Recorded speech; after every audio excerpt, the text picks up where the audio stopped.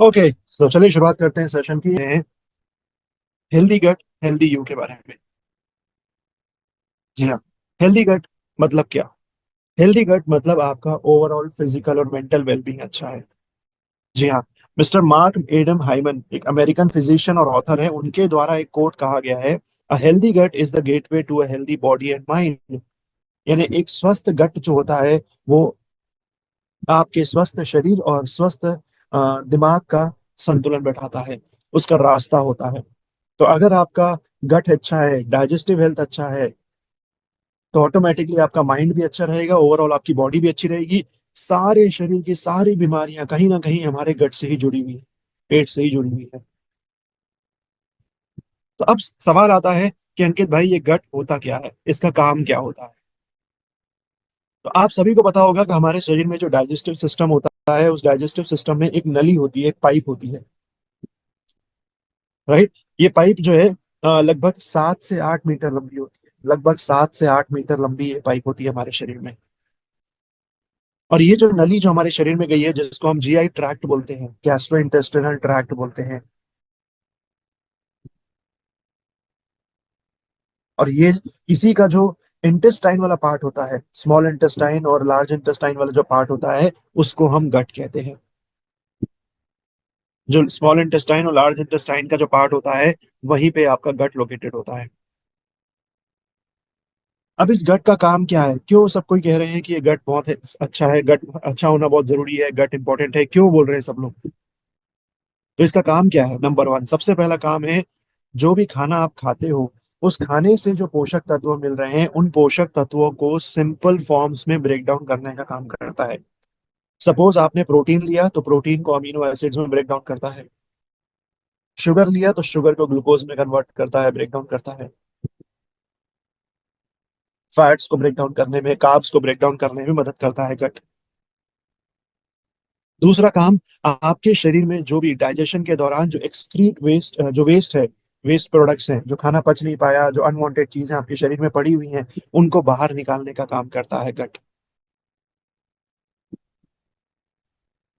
और क्या काम करता है? तो गट जो है वो आपके शरीर में माइक्रोब्स, जो अच्छे बैक्टीरियाज होते हैं, उनके बीच में संतुलन बैठाए रखने का काम करता है, उनमें संतुलन बनाए रखने का काम करता है गट। और क्या काम करता है? तो गट आपके शरीर में हार्मोन प्रोडक्शन में भी मदद करता है। हार्मोन प्रोडक्शन के लिए भी इंपॉर्टेंट होता है गट। अब सोचो जरा, कितना महत्वपूर्ण है ये गट हमारे शरीर में, जो इतने सारे एसेंशियल रोल निभा रहा है, इतने सारे काम कर रहा है। अगर आपका गट हेल्दी नहीं होगा, तो खाना पोषक तत्व सिंपल फॉर्म्स में ब्रेक डाउन नहीं होंगे। गट हेल्दी नहीं होगा तो खाने से शरीर से सारे वेस्ट जो है वो बाहर नहीं निकलेगा। गट हेल्दी नहीं होगा तो शरीर में अच्छे बैक्टीरिया का संतुलन नहीं बैठेगा। और अगर गट हेल्दी नहीं होगा तो बॉडी में हार्मोन प्रोडक्शन नहीं होंगे। तो चलिए, अभी खूबसूरत सा वीडियो मैं आपको दिखाने जा रहा हूँ। इस वीडियो में सबसे पहले आप ये देखेंगे कि ये गट कहाँ पे लोकेटेड होता है, कहाँ पे मौजूद होता है, और पूरी जो पाचन क्रिया होती है, जो खाना आप खाते हैं, वो शरीर में कैसे होकर गुजरता है, कैसे पास होता है, ये इस वीडियो के माध्यम से देखेंगे आप। डाइजेस्टिव सिस्टम में भोजन की यात्रा। हमारे शरीर में डाइजेशन की प्रक्रिया हमारे मुंह से शुरू होती है और एनस पर खत्म होती है। पाचन प्रक्रिया में भोजन पूरी तरह से टूट जाता है ताकि सभी न्यूट्रिएंट्स हमारे रक्त में मिल सकें और बचे हुए बेकार पदार्थ शरीर से बाहर निकल जाएं। जैसे ही भोजन हमारे मुंह में जाता है, डाइजेशन प्रक्रिया शुरू हो जाती है।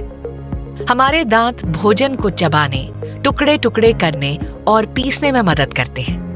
मुंह में भोजन लार के साथ मिल जाता है और फिर हमारी जीभ भोजन को मुंह के अंदर धकेल देती है। लार एक तरल पदार्थ है जो हमारे मुंह और गालों में मौजूद ग्लैंड से निकलता है।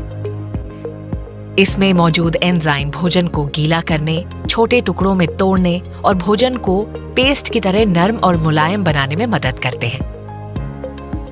हमारी जीभ मजबूत मांसपेशियों से बनी होती है जो भोजन को मुंह के पिछले हिस्से में ले जाकर उसे इसोफेगस तक पहुंचाती है। इस प्रक्रिया को निगलना कहा जाता है।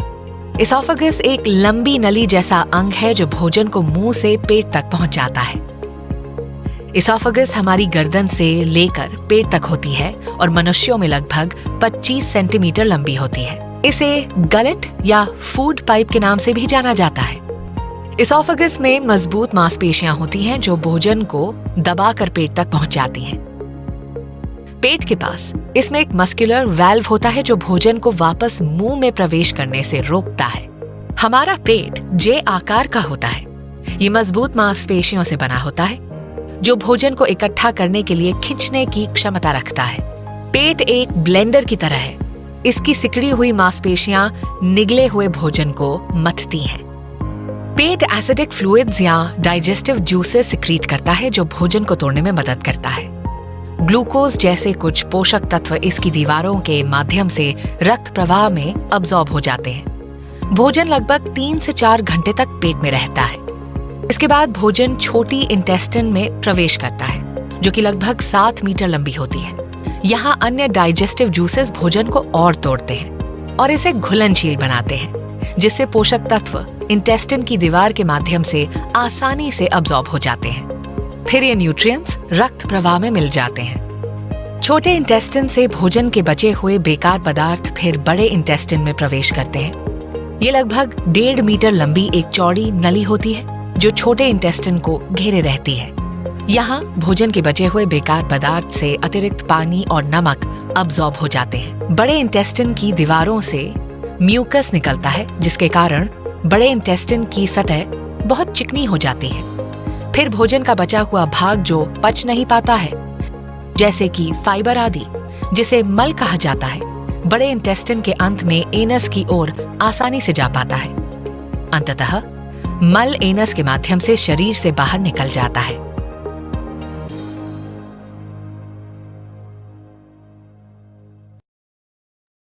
ऑलराइट, सो आई होप आप सभी ने इस वीडियो को ध्यान से देखा, समझा कि कैसे हमारे शरीर में जो भोजन होता है उसकी यात्रा कैसी होती है, वो कैसे पचता है, कैसे शरीर में एब्जॉर्ब होता है, ये सब कुछ आपने जाना। Now let's move ahead and talk about कि इस पूरे प्रक्रिया के दौरान जो गट होता है उसका क्या रोल होता है, जो गट है उसमें जो बैक्टीरियाज हैं उनका क्या रोल होता है, ये हम बात करेंगे। तो अगर आपको मालूम होगा या नहीं, हमारे शरीर में जो ह्यूमन सेल्स हैं उससे कहीं ज्यादा संख्या जो है वो बैक्टीरियाज की है। तो मतलब हम ह्यूमन कम है, बैक्टीरिया ज्यादा है। सेल्स की संख्या थोड़ी कम है, बैक्टीरिया की संख्या उससे ज्यादा है शरीर में हमारे। तो चलिए देखते हैं एक और वंडरफुल वीडियो के जरिए कि हमारे शरीर में जो पाचन क्रिया अभी आपने देखी, उस पाचन क्रिया में जो गट होता है उसका क्या रोल होता है, जो बैक्टीरियाज होते हैं उनका क्या रोल होता है, और लोग ये क्यों कहते हैं कि ये अच्छे हैं, इनका ख्याल रखना चाहिए। डाइजेस्टिव सिस्टम में गट बैक्टीरिया की भूमिका। हमारा गट यानी इंटेस्टाइन लगभग 100 खरब माइक्रोब से भरा होता है, जिनमें से ज्यादातर 300 से 500 विभिन्न प्रकार के बैक्टीरिया होते हैं। इन बैक्टीरिया के अलावा फंगाई, प्रोटिस्ट्स और वायरस भी भोजन के साथ हमारे गट में प्रवेश करते हैं। किसी भी समय हमारे शरीर में जीवाणुओं या माइक्रो ऑर्गेनिजम्स की संख्या पृथ्वी पर कुल जनसंख्या से 12,000 गुना अधिक होती है। वास्तव में हर ह्यूमन सेल के लिए एक बैक्टीरिया होता है। ऐसे छोटे जीवों की इतनी बड़ी आबादी हमारे अंदर रहती है, क्या आपको कभी इसका एहसास हुआ? लेकिन हमारे अंदर इतने सारे छोटे माइक्रोब्स क्यों हैं? वे कहां से आए और उनकी भूमिका क्या है? हाल ही में हुए कुछ अध्ययनों से इन छोटे माइक्रोब्स की भूमिका के बारे में पता चला है। हमारे शरीर में इनका महत्व हमारी कल्पना से कहीं अधिक है। माइक्रोब्स की यात्रा गर्भाशय में शुरू हो जाती है। मां के गर्भाशय में मौजूद एमनियोटिक फ्लूइड में बैक्टीरिया होते हैं और जब बच्चा उस फ्लूइड को निगलता है तो ये माइक्रोब्स बच्चे की इंटेस्टाइन में भी प्रवेश कर जाते हैं। मां के दूध में ओलिगोसैकेराइड्स होते हैं जो अच्छे बैक्टीरिया और नेचुरल प्रीबायोटिक्स के विकास में मदद करते हैं। नेचुरल प्रीबायोटिक्स बिफिडोबैक्टीरिया की संख्या बढ़ाने में मदद करते हैं, जो कि बच्चे के लिए एक महत्वपूर्ण बैक्टीरिया है। प्रीबायोटिक्स बिफिडोबैक्टीरिया एंटीबॉडीज के साथ मिलकर बच्चे की इंटेस्टाइन में उपस्थित खराब बैक्टीरिया को बढ़ने से रोकते हैं। जैसे जैसे बच्चा बड़ा होता है, उसका शरीर और आहार बदलता है, जिससे इंटेस्टाइन में विभिन्न प्रकार के माइक्रोब आते हैं। नए माइक्रोब्स पुराने माइक्रोब्स के साथ घुल मिल जाते हैं। नए भोजन के आने से पोषक तत्व भी प्राप्त होते हैं, जो इंटेस्टाइन के विभिन्न बैक्टीरिया के विकास में समर्थन करते हैं। जब बच्चा 3 वर्ष का हो जाता है, उसकी इंटेस्टाइन में उपस्थित माइक्रोब्स एक वयस्क के समान हो जाती है। ज्यादातर माइक्रोब्स बड़ी इंटेस्टाइन के एक हिस्से यानी कोलन में रहते हैं। अब हम ये समझ गए हैं कि माइक्रोब्स हमारे शरीर में कैसे प्रवेश करते हैं, लेकिन वे वहां क्या कर रहे हैं और सभी ये क्यों कहते हैं कि वे अच्छे हैं। माइक्रोब्स हमारे शरीर के साथ अलग अलग तरीकों से संपर्क करते हैं, लेकिन इनका सबसे महत्वपूर्ण काम भोजन को पचाना होता है। हमारे पूरे जीवन काल में लगभग 60 टन भोजन हमारे जठरांत्र पथ यानी गैस्ट्रोइंटेस्टिनल ट्रैक्ट से होकर गुजरता है, जो कि 10 हाथियों या हवाई जहाज को ग्रहण करने बराबर है। हमारे शरीर में मौजूद कॉम्प्लेक्स स्टार्च और अन्य पॉलीसैकेराइड को तोड़ने के लिए आवश्यक एंजाइमों की कमी होती है, इसलिए इंटेस्टिन के बैक्टीरिया उन्हें तोड़ने में सहायता करते हैं। बैक्टीरिया के एंजाइम इन शुगर को तोड़ते हैं, जिससे बी ग्रुप विटामिन और विटामिन के का उत्पादन होता है। फिर ये महत्वपूर्ण पोषक तत्व हमारी आंत में पहुंचते हैं, जहां हमारे सेल उन्हें अवशोषित करते हैं। हमें वास्तव में अच्छे विटामिन प्रदान करने के लिए उन्हें धन्यवाद देना चाहिए, जो हमें स्वस्थ रखते हैं। अब आगे बढ़ते हैं, हम बात करते हैं। इस वीडियो में आपने देखा कि ये गट बैक्टीरियाज बहुत एसेंशियल है, जरूरी हैं। क्यों? क्योंकि ये हमारे शरीर में जो पोषक तत्व हैं उनको एब्जॉर्ब करवाने के लिए मदद करते हैं, इम्यून सिस्टम के डेवलपमेंट में मदद करते हैं, पाचन क्रिया को ठीक से सुचारू रूप से चलाने में मदद करते हैं, और साथ ही साथ शरीर से सारे टॉक्सिन्स, पैथोजेंस बाहर निकालने में मदद करते हैं।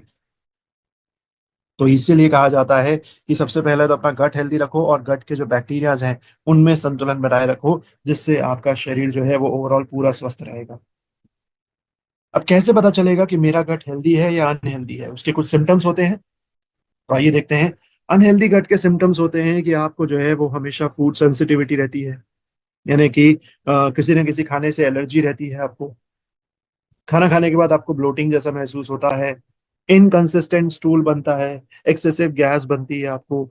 खाना खाने के बाद आप बेहतर फील नहीं करते हो, स्किन प्रॉब्लम्स बार बार हो रही है आपको, नींद पूरी नहीं होती है, हमेशा शरीर में सुस्ती, थकान, आलस बना रहता है, मेंटल हेल्थ इम्बैलेंस रहता है, इम्यून सिस्टम वीकेंड होता है। ये सारे सिम्टम्स है कि अगर आपका गट अनहेल्दी है, ये बता रहा है।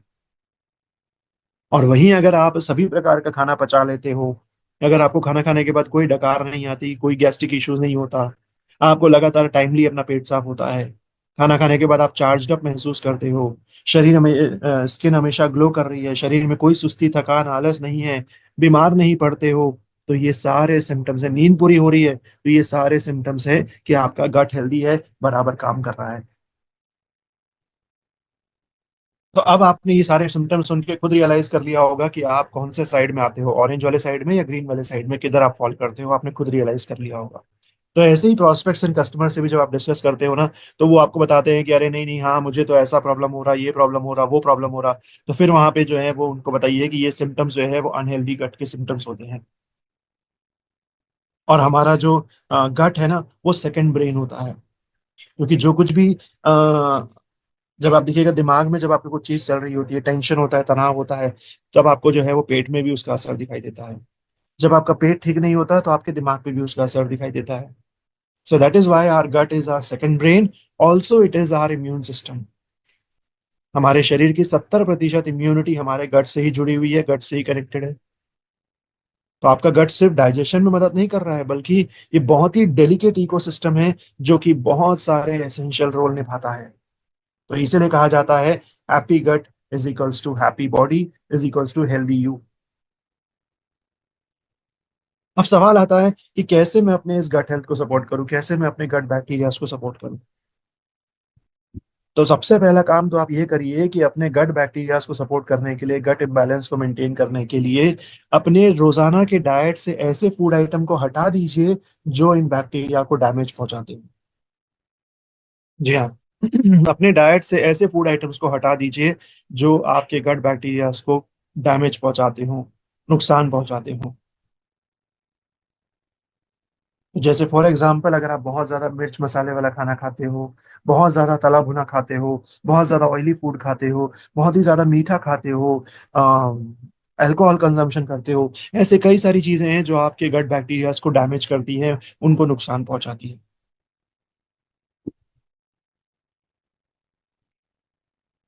तो करना क्या है फिर?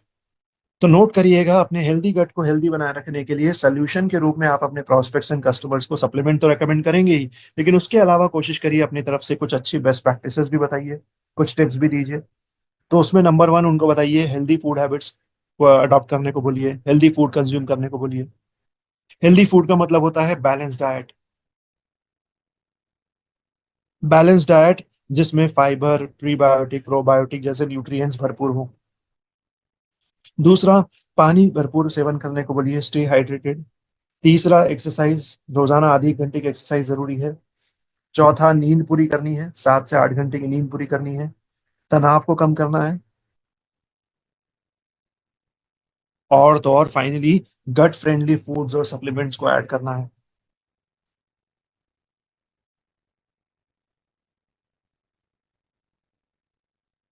जी हाँ। सबसे पहले अगर हम शुरुआत करें तो अपने डाइट में हमें प्रीबायोटिक प्रोबायोटिक को ऐड करना है। सबसे ज्यादा यही चीज जरूरी है, प्रीबायोटिक प्रोबायोटिक को ऐड करना है।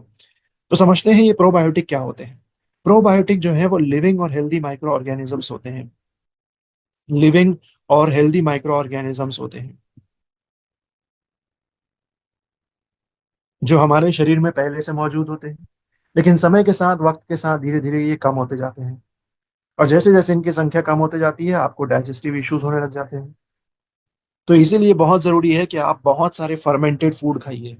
बहुत सारे फर्मेंटेड फूड खाइए, दही, ढोकला, खमीर, ये सारी चीजें जो है ना, वो आप ज्यादा से ज्यादा खाइए, क्योंकि इनसे आपके शरीर को ये हेल्दी माइक्रो ऑर्गेनिजम्स मिल जाते हैं।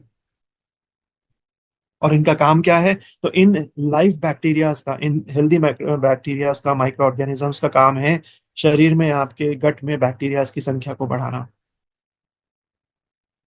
बैक्टीरियाज की संख्या को बढ़ाना। और क्या काम है?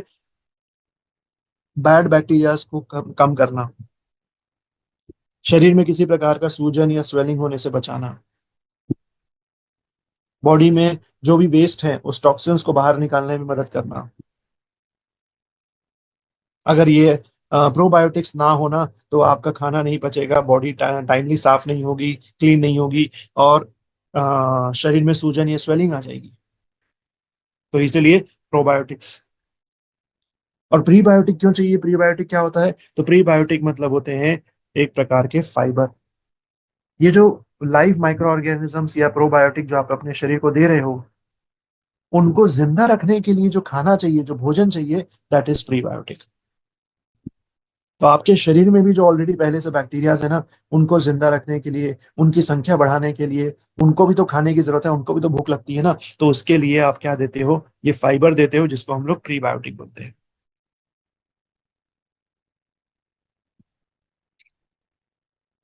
तो ये क्या करते हैं? ये आपके जो बार बार भूख लग रही है उसको कंट्रोल करते हैं। जब स्टमक फिलिंग रखता है तो ऑटोमेटिकली डाइट कंट्रोल हो जाती है। ओवर ईटिंग को कंट्रोल करते हैं ये।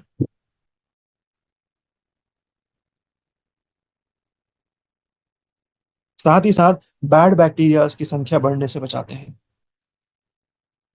शरीर में आपके फैट को एब्जॉर्ब होने से बचाते हैं, फैट एब्जॉर्प्शन को कंट्रोल करते हैं।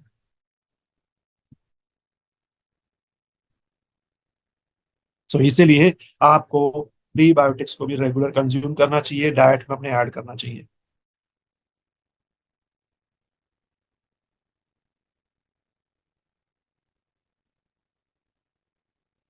इसके अलावा और क्या करना चाहिए? स्टे हाइड्रेटेड, जितना ज्यादा हो सके पानी भरपूर सेवन करिए। एक्सरसाइज, रोजाना आधी एक घंटे की एक्सरसाइज करिए। तनाव को कंट्रोल करिए, जितना ज्यादा आप गुस्सा करेंगे, चिड़चिड़ापन होगा, उतने जल्दी आपके गट बैक्टीरियाज खत्म होते हैं, डैमेज होते हैं। नींद पूरी करनी है, रात को 7 से 8 घंटे की नींद पूरी करोगे तो ऑटोमेटिकली बैक्टीरियाज को, गट को सफिशिएंट टाइम मिल जाता है रीस्टोर करने के लिए, रीबैलेंस करने के लिए, तो वो अपने आप रीस्टोर कर लेता है, रीबैलेंस कर लेता है। और ये सारी हेल्दी लाइफस्टाइल के अलावा, हेल्दी डाइट के अलावा, एक्सरसाइज के अलावा, आपके गट को चाहिए राइट सप्लीमेंट्स ओवरऑल वेलबींग को सपोर्ट करने के लिए। जी हाँ। तो ये पूरे आधी घंटे के प्रेजेंटेशन में आपने सुना होगा, कहीं भी मैंने अभी तक सप्लीमेंट के बारे में बात नहीं करी, प्रोडक्ट के बारे में बात नहीं करी। तो यही चीज आपको भी अपने प्रोस्पेक्ट्स एंड कस्टमर्स के साथ करनी है कि पहले जाकर उनको सिम्टम्स बताइए, और उनको पूछिए कि क्या आपको ऐसे ऐसे सिम्टम्स होते हैं क्या। अगर हाँ, तो ये तो कमजोर गट की निशानी है, वीक गट की सिम्टम्स हैं। फिर उनको गट हेल्थ क्या होता है, उसमें बैक्टीरिया का क्या रोल होता है, क्यों हमें बार बार पेट दर्द देता है, क्यों कॉन्स्टिपेशन या लूज मोशन होता है, ये सब कॉन्सेप्ट समझाइए उनको। फिर उसे मेंटेन करने के लिए हेल्दी लाइफस्टाइल का महत्व समझाइए। न्यूट्रिएंट्स कौन कौन से इंपॉर्टेंट रोल प्ले करते हैं वो समझाइए। और ऐसे करके आधी घंटे के नॉलेज शेयरिंग करने के बाद फाइनली आप उनको जो है वो राइट सप्लीमेंट्स प्रेजेंट करेंगे, जिसमें सबसे पहला कंपलसरीली गट हेल्थ के लिए होगा वो है pre and probiotic capsules. Pre and probiotic capsule जो है वो एक ऐसा शानदार प्रोडक्ट है जो कि आ, दोनों का परफेक्ट कॉम्बिनेशन दे रहा है। प्रोबायोटिक भी मिल रहे हैं यानी लाइव बैक्टीरियाज भी मिल रहे हैं, और प्रीबायोटिक भी मिल रहा है यानी उनका भोजन, उनका फूड भी मिल रहा है।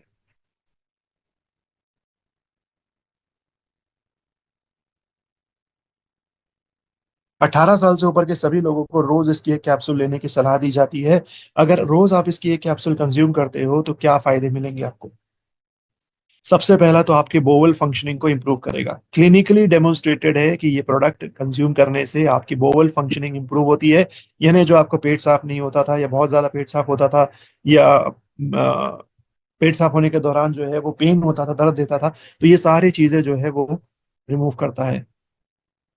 दूसरा, कॉन्स्टिपेशन को ठीक करता है। तीसरा, आपके गट बैक्टीरिया की संख्या को बढ़ाता है, गट बैलेंस करता है। चौथा, इम्यूनिटी को सपोर्ट करता है। पांचवा, डाइजेशन को सपोर्ट करता है। सिक्स्थ, प्रोटीन और कार्ब्स को डाइजेस्ट करवाने में मदद करता है। प्रोटीन और कार्ब्स को भी डाइजेस्ट करवाने के लिए मदद करते हैं ये। और सेवेंथ बेनिफिट, किसी प्रकार का सूजन या स्वेलिंग नहीं होने देता है आपके शरीर में। अब आप सोचो कितने सारे फायदे हैं, और अभी तक हमने प्री प्रोबायोटिक लेना शुरू नहीं किया। सो रोज एक कैप्सूल 18 साल से ऊपर के सभी लोगों को या तो सुबह नाश्ते के बाद ले लो या रात को डिनर के बाद ले लो। बेस्ट ऑप्शन है आपके लिए। दूसरा सप्लीमेंट आप और क्या ऐड करेंगे गट हेल्थ के लिए, तो वो होगा फाइबर। जैसा कि मैंने पहले भी डिस्कस किया कि फाइबर जो है वो जब भी हम कंज्यूम करते हैं तो ये शरीर में मौजूद बैक्टीरिया की संख्या को बढ़ाता है, उनके लिए भोजन का काम करता है। इस फाइबर को कंज्यूम करते ही वो आपके गट बैक्टीरियाज ग्रो करते हैं, नरिश करते हैं। तो इसीलिए ज्यादा से ज्यादा आपको फाइबर रिच डाइट लेनी चाहिए। प्लस और क्या फायदा होता है, तो जब भी आप फाइबर कंज्यूम करते हो ना, तो आपके डाइजेस्टिव ट्रैक्ट में जो नली है, जो नली है, उस डाइजेस्ट पाचन नली जो है, उसमें जो भी अनडाइजेस्टेड फूड है, जो खाना पच नहीं पाया है, उसको ये आगे लेके जाता है और आपके लार्ज इंटेस्टाइन में लेके जाता है। तो स्टमक में या स्मॉल इंटेस्टाइन में जो भी खाना फंसा हुआ है या जो भी चीजें अनवांटेड है, जो पच नहीं रही हैं, पड़ी हुई हैं, उनको बाहर लेके जाता है, आगे लेके जाता है, लार्ज इंटेस्टाइन में लेके जाता है। और वहां जाने के बाद वो फर्मेंट होने शुरू होते हैं बैक्टीरियाज के द्वारा। तो इसीलिए रोज सुबह खाली पेट फाइबर कंज्यूम करिए, that is the best option. खाली खाली पेट फाइबर कौन सा लेना चाहिए, तो हमेशा आपको नेचुरल फाइबर लेना चाहिए और सॉल्युबल फाइबर लेना चाहिए। नेचुरल कौन सा, तो इन्यूलिन हमारा एक इंग्रेडिएंट हमने प्रोडक्ट में यूज किया है। चिकोरी नाम का पौधा होता है ना, उस चिकोरी नाम के पौधे की जड़ों से ये डाइटरी फाइबर निकाला गया है और वो यहाँ पे यूज किया गया है। दूसरा है पार्शियली हाइड्रोलाइज्ड गुआर गम, गुआर का जो पौधा होता है उसके बीजों से ये डाइटरी फाइबर निकाला गया है। और तीसरा है ये मेल्टोडेक्सट्रीन। ये क्या होता है, ये स्टार्च होता है, एक प्रकार का स्टार्च होता है, उसमें से डाइटरी फाइबर निकाला जाता है। तो तीनों नेचुरल और सॉल्युबल फाइबर आपको न्यूट्रलाइट फाइबर में मिल रहे हैं। जो रोज सुबह खाली पेट आप एक ग्लास पानी में एक चम्मच घोलकर कंज्यूम करिए। विद इन 3-4 डेज आपको डिफरेंस महसूस होगा कि शरीर टाइमली क्लीन हो जाता है, बॉडी एकदम लाइट महसूस होती है, बार बार भूख नहीं लगती है, और पेट जो है वो हल्का लगता है। ओके, तो ये तो था minimum product, pre probiotic and fibre. इसके अलावा ऑप्शनल प्रोडक्ट्स में आप कुछ अगर ऐड करना चाहें तो एवीएच को आप ऐड कर सकते हैं, त्रिफला जिसके बारे में हम बोलते हैं। तो एवीएच के भी यही फायदे हैं कि आंवला, हरड़ और बेहड़ा, ये तीन फलों के मिश्रण की वजह से ये आपकी खुराक को ठीक करता है, हाइपर एसिडिटी में आराम देता है, पाचन तंत्र को सपोर्ट करता है, और शरीर को डिटॉक्सिफाई करने में भी मदद करता है। तो रोजाना एवीएच की भी 1 या 2 टैबलेट दिन भर में आप खाना खाने के बाद कंज्यूम करवा सकते हैं अपने सभी प्रोस्पेक्ट्स एंड कस्टमर्स को। इसके अलावा ऑप्शनल प्रोडक्ट में और क्या कर सकते हैं, तो ऑप्शनल प्रोडक्ट में आप मिल्क थेसल भी दे सकते हैं गट हेल्थ के लिए। मिल्क थेसल क्यों, क्योंकि मिल्क थेसल में जो इंग्रेडिएंट है उसकी वजह से antioxidant, anti inflammatory and anti fibrotic substance होता है। यानी सेल्स को डैमेज होने से बचाता है, बैक्टीरियाज को खत्म होने से बचाता है, सूजन स्वेलिंग होने से बचाता है, इन्फेक्शन होने से बचाता है। तो पूरे पाचन क्रिया में कोई भी सूजन स्वेलिंग इन्फेक्शन होने से बचाने के लिए, लिवर में कोई डैमेजेस होने से बचाने के लिए, एनवायरमेंटल टॉक्सिन्स जो होते हैं उनसे भी लिवर को प्रोटेक्ट करने के लिए, फैटी लिवर की प्रॉब्लम होने से बचाने के लिए, रोजाना मिल्क थिसल की भी आप 2 टैबलेट कंज्यूम करवाइए। सभी लोगों को इस समय तो जरूर लेना चाहिए। आप बाहर जा रहे हो, फंक्शंस में जा रहे हो, शादियों में जा रहे हो, ट्रैवल कर रहे हो, बाहर का खाना खाते हो, अगर आप बाहर का खाना खाते हो ना, तो आपको जरूर मिल्क थिसल लेना चाहिए। ये ना सिर्फ शरीर के डिटॉक्सिफिकेशन में मदद करता है, बल्कि लिवर को डैमेज होने से बचाता है, फिल्ट्रेशन प्रोसेस में मदद करता है।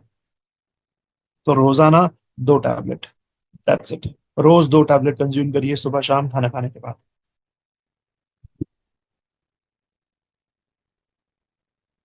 इसके अलावा ऑल प्लांट प्रोटीन एक कंपलसरी प्रोडक्ट होगा।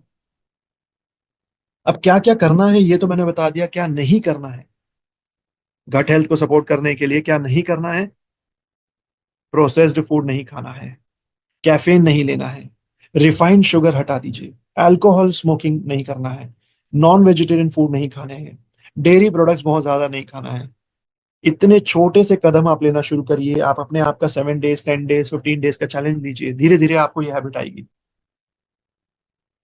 एक्चुअली कोई भी चीज को शरीर से अगर कोई भी चीज को आपको जो है वो अगर अपने डाइट से अगर हटानी है, तो उसका सिर्फ और सिर्फ एकमात्र सोल्यूशन होता है अपना mental control, mental power, mental control. आपको मैं शेयर करता हूँ, मुझे खुद आज 11th डे है नो शुगर चैलेंज शुरू किए हुए। 1 दिसंबर से मैंने चालू किया था, एंड इट्स बीन 10 डेज। मैंने एक भी दिन जो है वो यहाँ पे मिठाई नहीं खाई है, बाहर के कोई भी स्वीट्स नहीं खाए हैं, कोई भी एडिशनल इस तरह की चीजें नहीं खाई हैं। Totally no sugar. तो ये शुरुआत करके देखिए, अच्छा लगता है। चाय कॉफी बाहर की बिल्कुल बंद कर दी है। कभी कभार बहुत ज्यादा ठंडी रहती है तभी एक आध बार कभी चाय ले रहा हूँ, उसके अलावा कोई चाय नहीं। छोटी सी शुरुआत अपने शरीर के लिए, स्वास्थ्य के लिए। रिफाइंड शुगर डाइट से हटा दीजिए, नॉन वेजिटेरियन फूड मत खाइए, कॉफी टी अवॉइड करिए, प्रोसेस्ड फूड मत कंज्यूम करिए। बस इतना भी आप कर लोगे ना, तो ऑटोमेटिकली आप अपने शरीर को एक अच्छी दिशा की तरफ लेके जाओगे।